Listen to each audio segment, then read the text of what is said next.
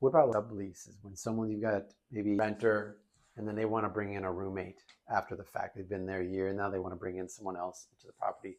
How would you handle something like that? Well, in Oakland, technically, they can do it passively without even talking to you, and Right.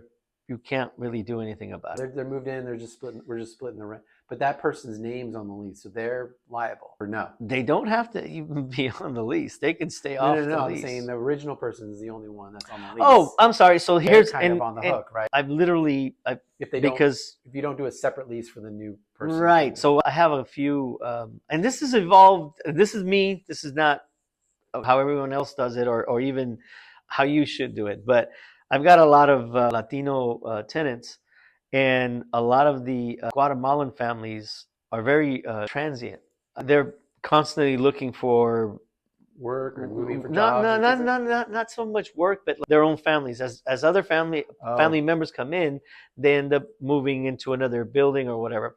And so what ends up happening, and their culture doesn't understand that grandma you can't have a just contract, move in with me, right? kind of thing. Exactly. Got it. And so what ends up happening, what's happened before, is I show up because I'm active in all the buildings and I want to know who's there, and a guy coming in with a bag. I'm like, "Hi, who are you?" And he's like, "Oh, blah, blah." Or he looks at me like, "Why am I telling you who I am?" Right. And I'm like, "Well, I happen to own the joint. Sorry." Right. Sorry. Right. And so he's like, "Oh," and so then I go. I don't bother the person.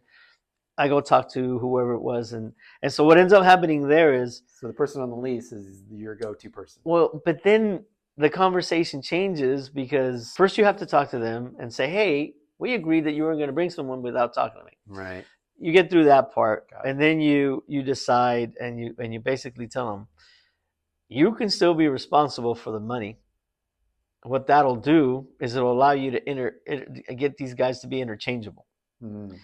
But if you want them to be responsible for a portion of the property, technically they always have rights. But if you want me to acknowledge them as a true tenant, Right. then you can't be the master tenant.